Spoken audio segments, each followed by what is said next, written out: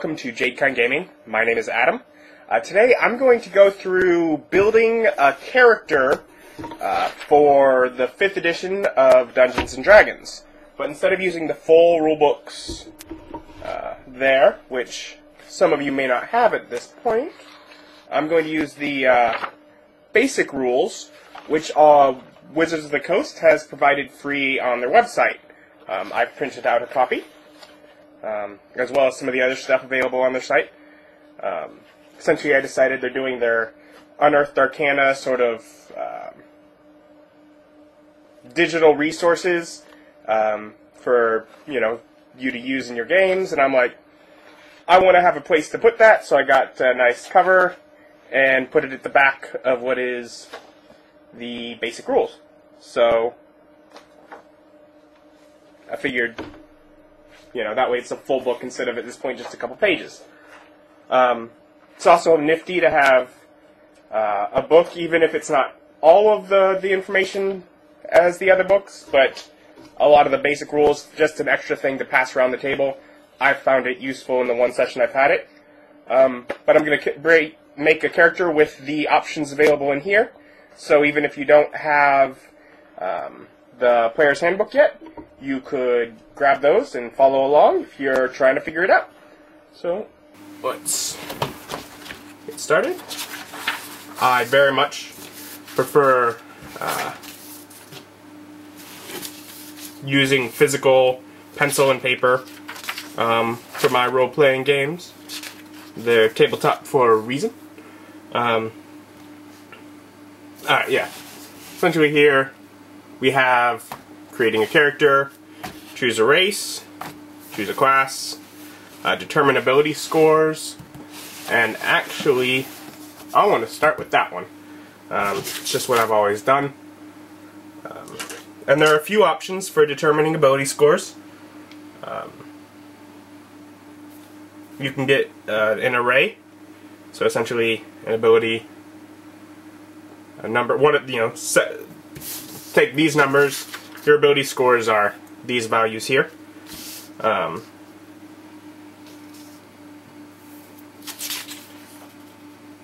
There's option for essentially a point buy, and there should be a roll option.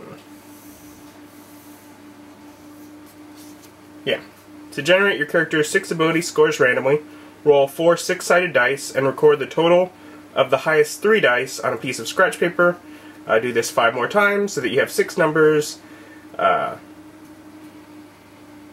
If you want to save time or don't like the idea of randomly determining them, then you can use the array. And then you take the 6 numbers and you assign them for each. So, for scratch paper, I'm just going to use the back of the other sheet. Okay then. That's a good one. So yeah. 17 on that.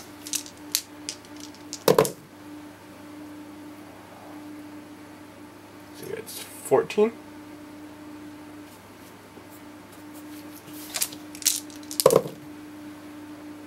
Okay. 12. 13,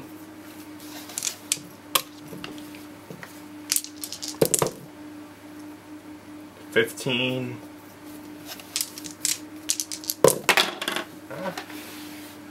well, I'm sure you will believe that those are in fact what I got, even though they rolled off the camera, because that's my worst roll.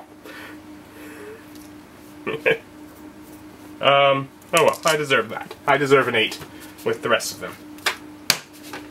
And I am just really making this as sort of what'll probably end up being an NPC in the game I'm currently running. Alright, anyway, so I have that ready when we get there. I have enough good abilities that it doesn't change what my decisions were going to be. Anyway, so after race and class, there's the describe your character, choose equipment. But yeah, so we'll go on 2 races, and I am actually going to go with the first one in here. That is the dwarf.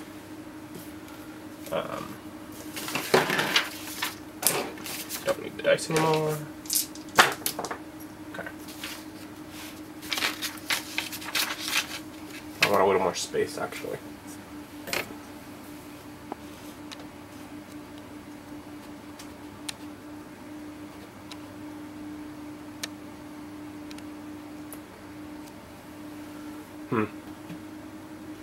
Not sure if you'll be able to actually see things from this far away, but here's hoping.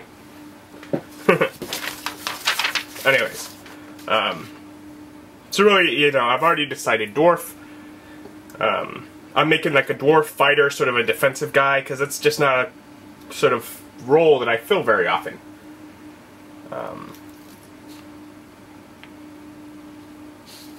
Anyways. So since I've already made that decision, read whatever information about the race, which do read through these, the great fluff sort of information in there. So if you're trying to make your decision, that's great for that. Anyway, so I'll just put a little note here for the dwarf traits. Your con is +2. I'm going to put a +2 beside it. Age, alignment, size, medium. The ones I'm skipping over are ones that will be decided in another section. Is there a spot for size?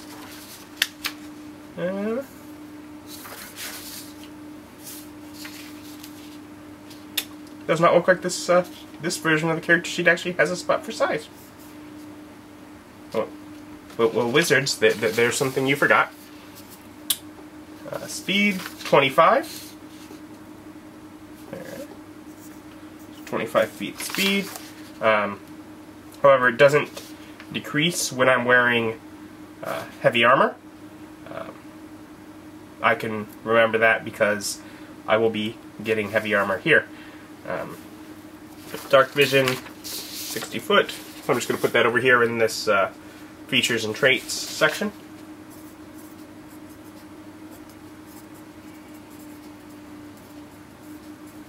And it's a common enough ability, I know what it does. Dwarven resilience, it's advantage on saves against poison, and resistance against poison damage. So...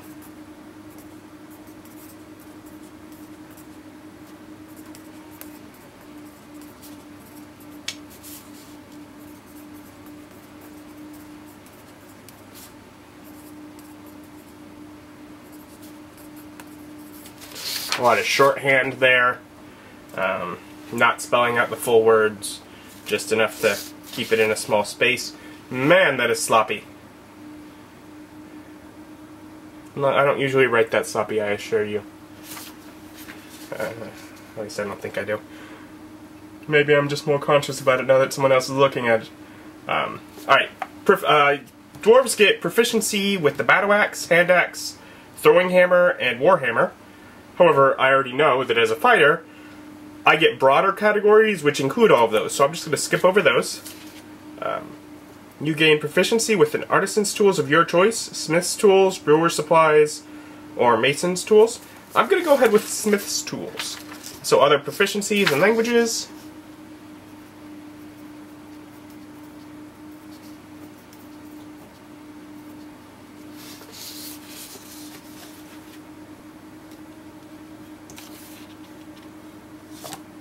And then we have stone cutting, which whenever you make an intelligence history check related to the origin of stonework, you are considered proficient with the history skill and add double your proficiency bonus to the check instead of your normal proficiency bonus.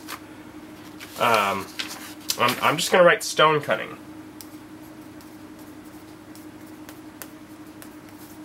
And then history in parentheses after it. If I'm making any sort of history check, hopefully I'll remember that. Languages, Common and Dwarvish.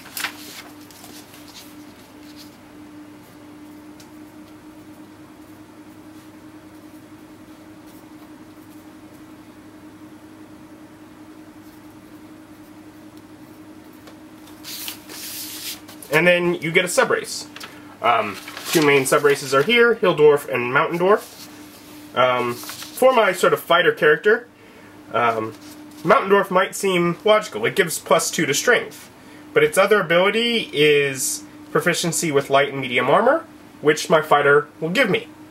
Hill Dwarf, on the other hand, and either of them, as far as the flavor, I don't have any specific choice as far as what sort of environment my guy's from. So that's not really a concern. But, so just mechanically, Hill Dwarf, well, the Wisdom is the ability score it gets a bonus to. It also has Dwarven Toughness, which your hit point maximum increases by 1, and increases by 1 every time you gain a level. So it's 1 extra hit point right now, but it's 20 extra hit points at maximum level, which isn't a huge benefit. But I think I'm going to go more on the tough side than the strong side, so I'm going to go with the Hill Dwarf anyways. And so now I have that specific. Up in race, I'm going to write down Hill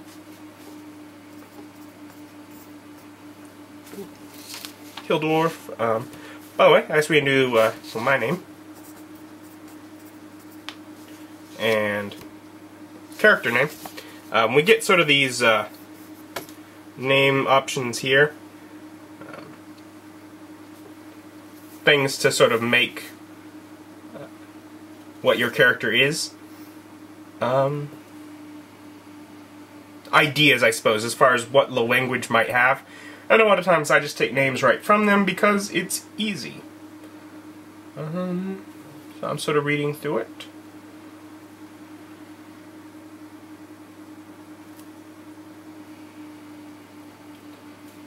Thorin. Fucking shield.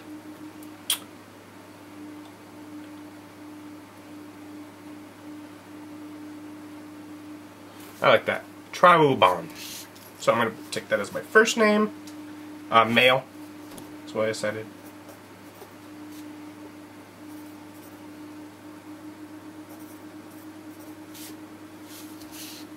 And then as far as the clan names, they sort of have meaning.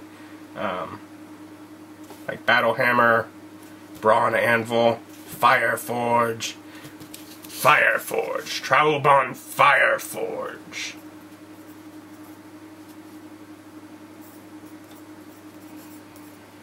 So that's the clan I came from, which would explain why I know Smith's tools. Anyways, so Wisdom, +1, and +1 HP per level. Okay, so there's Dwarf. Now for the class, I've, again, already decided on Fighter. So we can flip over to page 24 in the basic rules. And it sort of explains what you get as a fighter. There's the chart here, which tells you that your proficiency bonus is going to be +2.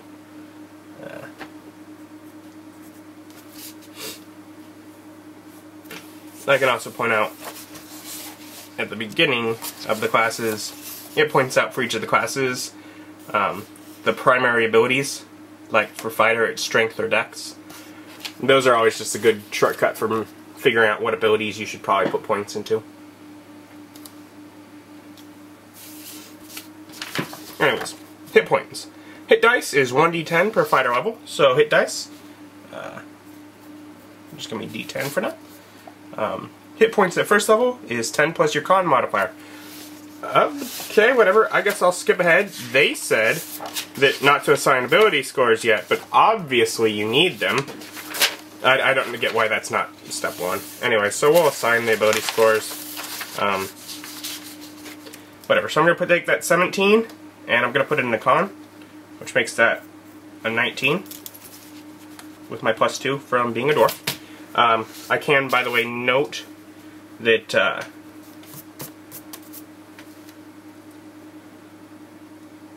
that 20 is the maximum that you can have. So, yeah.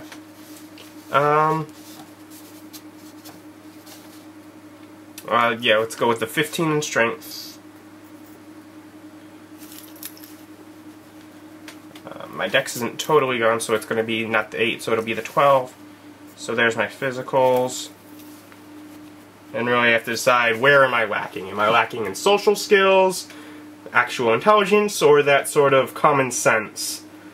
I'm gonna choose it in the common sense, just because with that +1 it is at least 9. It puts me in a bit unusual spot for my race. As a Hill Dwarf, most other Hill Dwarfs have a bit in the wisdom department. I'm pretty low. So it, can be something to play off of. It's barely under normal, so I don't have to do a huge amount of remembering to be dull-witted as I'm playing through my character. But it's low enough I can play with it. I can have it, when it seems fun, it can be fun. And, again, I forgot. Also want to get the modifiers. So essentially what each of these skills do is they tell you what bonus you get to whenever they come up. For example, at a 9, it's -1 modifier. However, at a 19, it's a +4. With 12 and 13 being +1, and 14 and 15 being +2. So, my modifiers are noted. And my hit points at first level are 10 plus con modifier, so 14 plus 1 for being a Hill Dwarf, 15 hit points at first level. Current hit point maximum 15, not bad. And then that's as you level up. Alright, proficiency. All armor and shield proficiencies.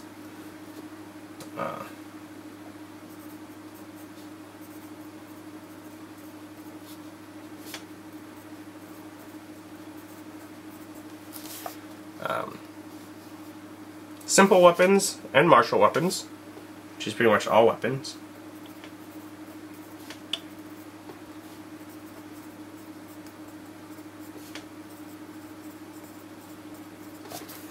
And then no tool proficiencies, other than the one I already have. Saving throws, strength and con. So there's this sort of list right here. I can note that I have I'm proficient in strength and con saves, which means that essentially when I make those save, not only do I get the modifier, I also get the proficiency bonus. And then skills, choose 2 from acrobatics, animal handling, athletics, history, insight, intimidation, perception, and survival.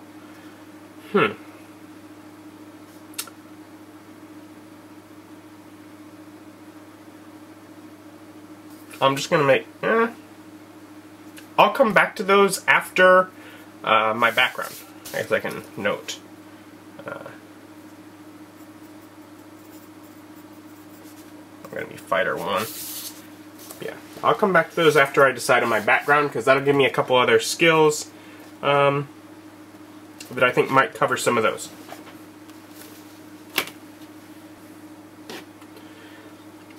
I'm just going to go ahead with straight onto equipment. There's 2 ways to do equipment in the game.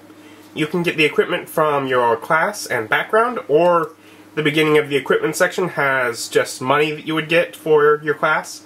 That would be the boring way. I go with the fun way.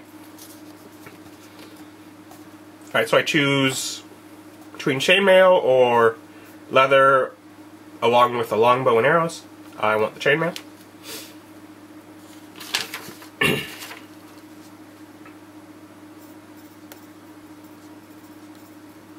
Chainmail. A martial weapon and a shield, or 2 martial weapons. I'm going to take the shield. We'll just flip back now and do this. I'm very prone to jumping around the book while I make my character, obviously. So martial weapons are here.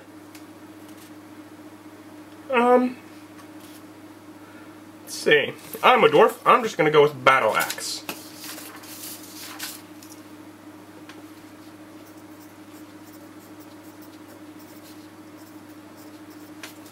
And I'll get the stats for that later. Alright. I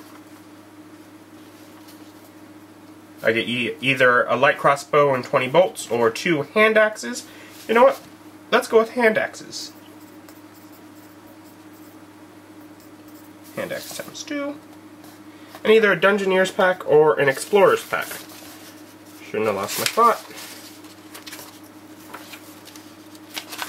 Alright. The packs are explained in the equipment section. And they're essentially bundles for getting stuff. And I'm going to go with the Explorer's pack. It's not quite as expensive, but yeah, it has the bedroll, so that just seems more like what my character would probably want. Just to make sure I have that. So you could write down, of course, all the stuff included in it, or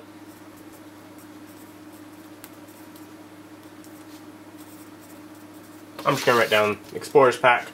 I might leave some space, and I might write minus whatever for the first couple times that I take something out of it and it goes away. Until eventually it's lost enough stuff that I erase it all and write what's left. Alright. As a first level fighter, we already wrote down the proficiency bonus. We also get Fighting Style and Second Wind. Fighting Style is you adapt a particular style, and essentially you get to choose one of these options. So different fighters fight in different ways. You know, whether it's ranged, or using a single weapon, or a big weapon, or focusing on your shield to defend someone else, two-weapon fighting, or the one I'm going to choose is defense. And that's while you are wearing armor, you get a +1 bonus to AC. So, FS for fighting style. Defense, +1 AC in armor. Easy, quick way to write it. And then Second Wind, which is you have a limited well of stamina that you can draw on to protect yourself from harm. On your turn, you can use a bonus action to regain hit points equal to 1d10 plus your fighter level. Once you use this, you must finish a short or long rest before you can use it again. So, again. Second Wind. BA for bonus action equals heal 1d10 plus fight level HP, and then once per SR for short rest. Pretty much anything that recovers on a short rest also will recover on a long rest. I know that, don't have to write it. And really, that's it for our class at this point. That's all. That's all the fighter gets there. So we can jump back to personality and background, other than skills, which I still have to do, and I remembered. Good for me. Yeah, there's some random details about the character, but we can do those momentarily, because I want to do my actual background, because that gives some actual mechanical stuff. And I looked through the ones that are available. There are a few available in the basic rules. There are many more in the full player's handbook. And of these, though, I thought the one that looked the most fun for this would be Folk Hero. And I knew it had proficiencies, I just didn't remember which ones, that were the same as that. So, your background gives you some skill proficiencies. Folk Hero gives animal handling and survival. So, gonna mark those down. It gives tool proficiencies, one type of artisan's tools and land vehicles. So,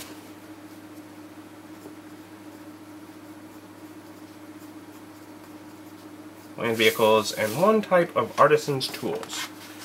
To learn what those are, you do have to go back into the equipment until there's a list of artisan's tools, of which we already have smith's tools from that list, What's another set of artisan's tools to know how to use? You know what, let's go with brewer's supplies. That was an option for our race. Now we have 2 from our race.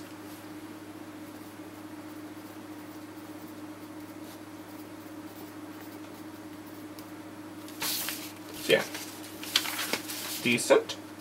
So those were the proficiencies. Some backgrounds give languages instead of tool proficiencies. And then it gives more equipment. So you got some equipment from your class and more from your background, which I can write.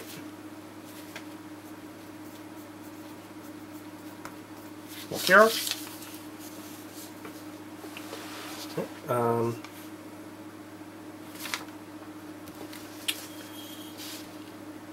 So yeah, 1 set of artisan's tools, 1 of your choice.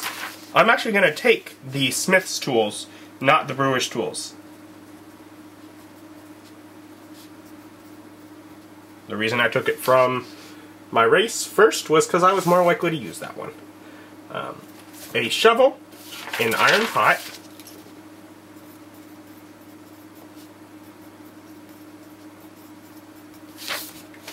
let's see, a set of common clothes, and a belt pouch containing 10 gold coins. So gold coins are right here. So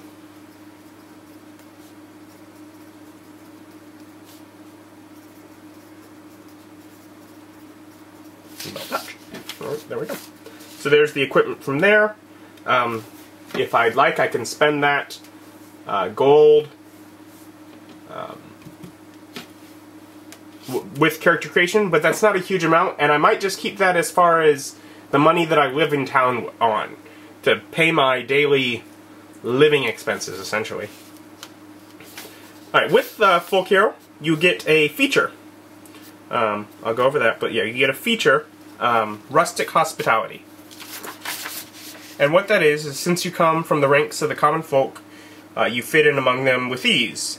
You can find a place to hide, rest, recuperate among other commoners, unless you've shown yourself to be a danger to them. They will shield you from the law, or anyone else searching for you, although they're not going to risk their lives to do so. Generally, you can get a place to rest, a place to hide, so I'm just going to write rustic hospitality, common folk like me.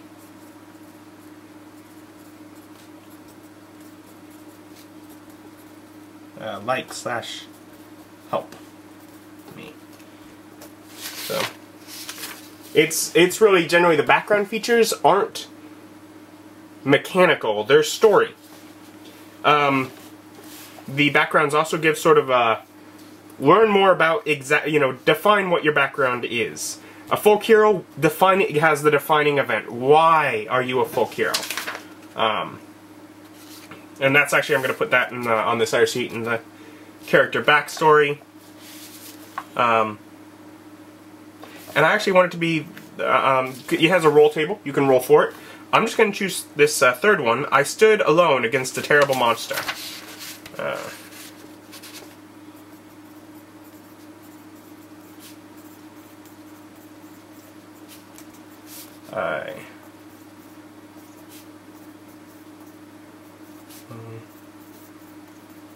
So, folk hero because I stood alone against, but instead of just writing it that way, I'm going to flesh that out even more. And I'm going to have it be in an owl bear that was attacking my village. So I defended my village against an owlbear. That's why I'm, a hero of the people. Yay me! Good for me.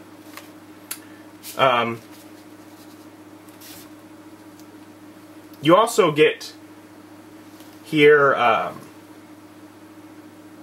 other personality aspects that you can choose from your list on your background.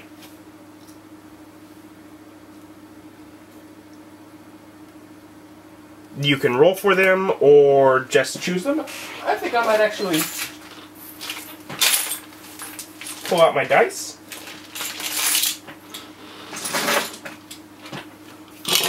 And roll for them. Because it's easier than reading them. That is why. So, D8 for personality traits. Generally you choose 2 personality traits. 1, I judge people by their actions, not their words. So yeah.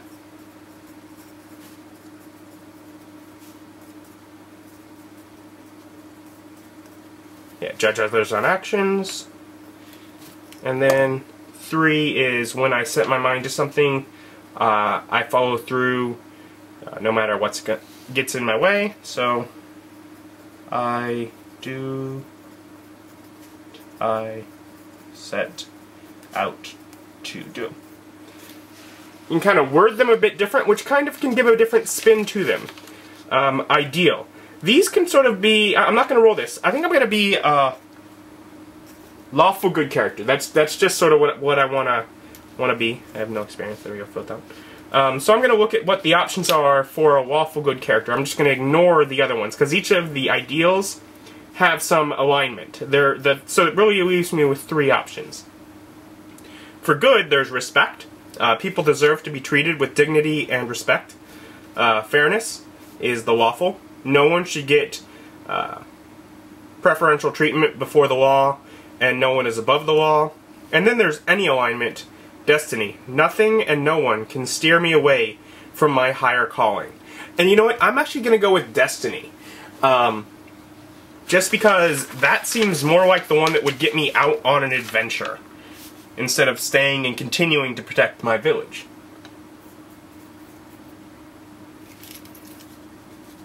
Let's see, so how do I want to word that? I have a destiny that I seek to fulfill. Good enough? Bond. Bond is a D6. That was 1. I have a family, but I have no idea where they are. One day, I hope to see them again. You know what? And that can tie into what my destiny might be. My destiny could be my reuniting with my family. So my bond is I am seeking out my family. I was taken from as a boy. So I know that, perhaps I know that my family are Fireforge. I know the clan they're in, I know that, but that I got taken somehow from them and was raised by someone else at a young age. So there we go. They're sort of someone that I want to find. Something that I'm bound to. And then a flaw. 4. Great for a dwarf. I have weaknesses for the vices of the city, especially hard drink. I'm just going to put it down. I can never turn down a drink. Bit of an alcoholic. That's a great flaw for a character right there. Jumping back to the beginning of the personality and background section.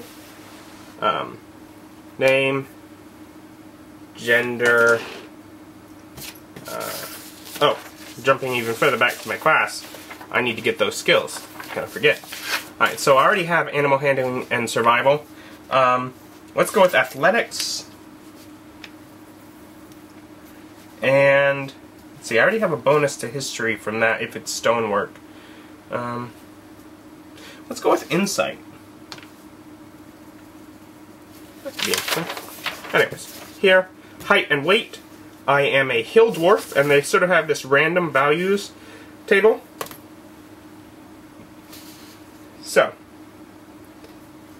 Hill Dwarf, 3 foot 8 inches plus 2d4 inches. So, 4. And 4, I am a tall Hill Dwarf. Let's see. So, 4 foot 4 inches. And that goes on the second sheet. Height, foot, 4 inches.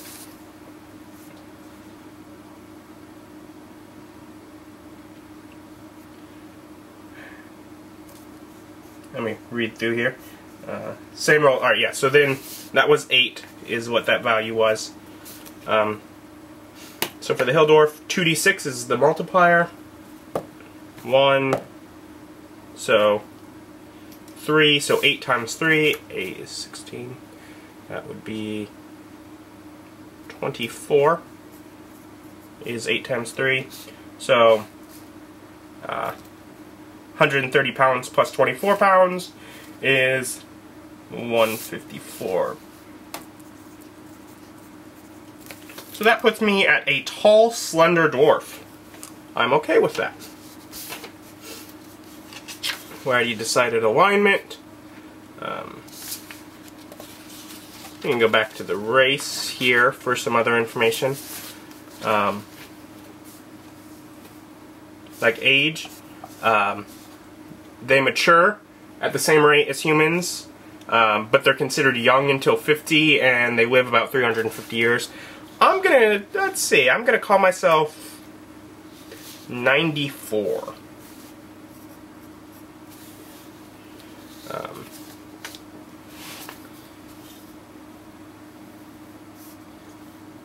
See, and then like for some of these are just physical characteristics. I always like to do. It's a good way to introduce your character to the group. Dwarven skin ranges from deep brown to a paler hue tinged with red, but light brown and deep tan are the most common. I'm gonna have a deep tan skin.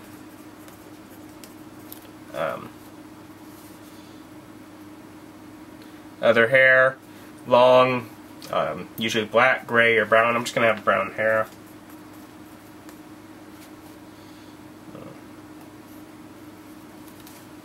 Thin eyes.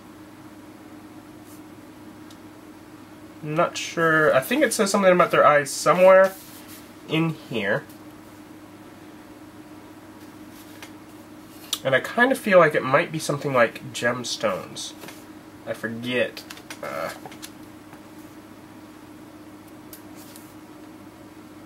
I don't want to read through all of it. I'm going to have, I don't know, but I'm going to have blue eyes because I just like that sort of that dark tan, brown hair, and then those blue eyes just shining out between, you know, from the beard and all that. I just like that as a visual cue. This page has a lot of extra space, but for the most part it is just sort of an extra space page. Well, we're up here. Let's check how far we are. Chose the race, ability scores, class, described the character, did the personality traits, etc. Equipment, and it is pretty much what I have left to do is finish the equipment section.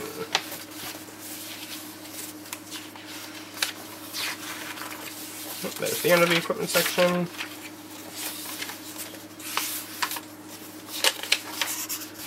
Chapter 5 is equipment.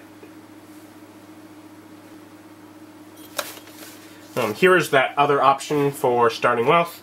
Ignoring that. We already have, we already have our equipment. I just need to write down the details about it. We had chainmail and a shield. So, since I'm wearing armor, chainmail, I have disadvantage on stealth. I'm just going to write that in the side there.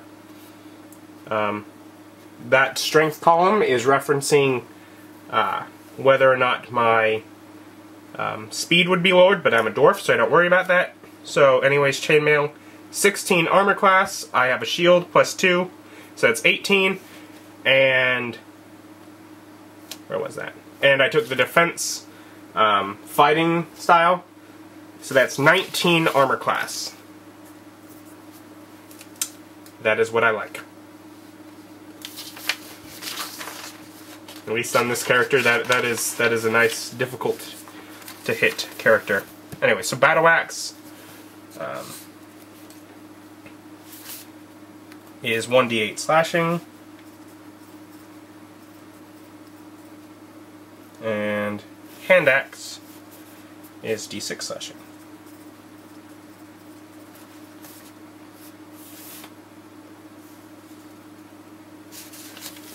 And I should write a V for versatile next to the Battle Axe, and a T for thrown next to the Hand Axe. Just so that I can remember they have extra options that I can come back here and look at. Let's see. Attack bonus, I am proficient in it, and it uses strength. So +2/+2, so the attack bonus on both of those would be +4. My initiative would be Dex, so that's +1. Let's see. I can go through here. Whatever. So, strength, I am proficient in, so that's the 2.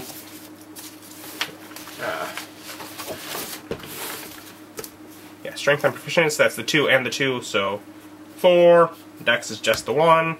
Con is the 4 and the 2, so 6 to my Constitution saves. The others are not, so it's just the 2, -1, and the 1. Let's see. We can go through here. Animal handling is wisdom, so it gets a -1, but it's proficient, so that's a +1. Athletics is strength, so that's 4 since I'm proficient. Again, insight is 1 because it's wisdom, but proficient. And then again, survival, 1. So I have quite a few wisdom-based abilities for that negative. Oh well. The rest of them, I'm just not going to bother to fill in. I usually don't, because it has the ability at the end. I can just reference it here. Easy enough. Passive wisdom. Perception. I should probably do perception. Wisdom is going to be -1, so it's 9. Because passive is 10, modified by the ability. Don't need to worry about inspiration or death saves. Those are for during gameplay. And that is Tribal Fireforge. Hold that. I was doing the edit when I realized I forgot one of my favorite parts of 5th edition. And it's in the equipment section. And it is the trinkets table. And what it is when you make your character, you can roll, so you don't have to, but I love it, so I'm going to. You can roll once on the trinkets table to gain a trinket, a simple item lightly touched by mystery. So it's essentially, it's 100 items, D percentile. I got 86. Let's find 86, an empty silver snuff box bearing an inscription on the surface that says, Dreams. I have a box of dreams! I'm a nifty character. Alright, back to me closing up the video. So that's what, okay, 40, 45 minutes, somewhere around there. That's creating a character, and that's talking it through. I'd say if I was doing it without speaking, it'd take less than a half hour to make a character, knowing what I kind of want to do. Even if I don't know exactly the mechanic stuff, half hour is a reasonable amount of time to make a character in 5th edition. If you know what race class. You can still sort of be playing around. Spellcasters take a bit longer choosing spells. But generally that's half hour to an hour, even if you have more complex decisions, if you've already gotten the information.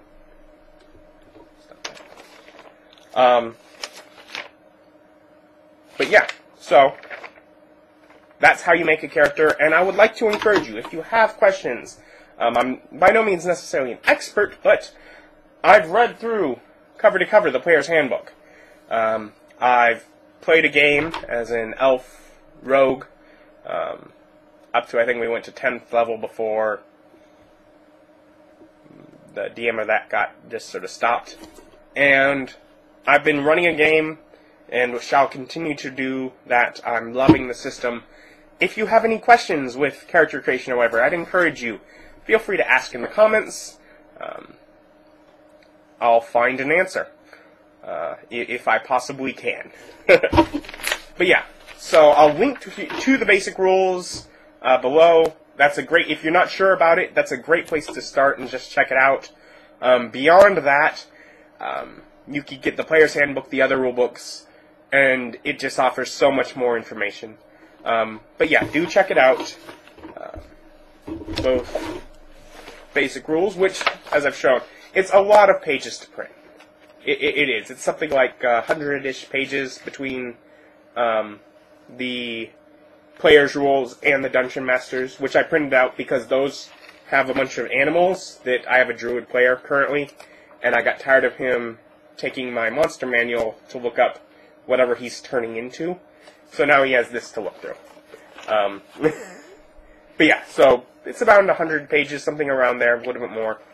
But it's well worth having a nice physical copy if you're actually going to play much. Otherwise, you can just use the PDF, or if you have a tablet or something like that, and like using that at the table. But yeah, basic rules, of course. Player's Handbook has even more options. The classes have more variants than what's available in there, and of course there's more classes. There are more races. There are more backgrounds. They also have the options for multi-classing and feats detailed in here, which are great fun, and more spells for the spellcasters. So check out Player's Handbook, or at the very least, basic rules, and have a good day.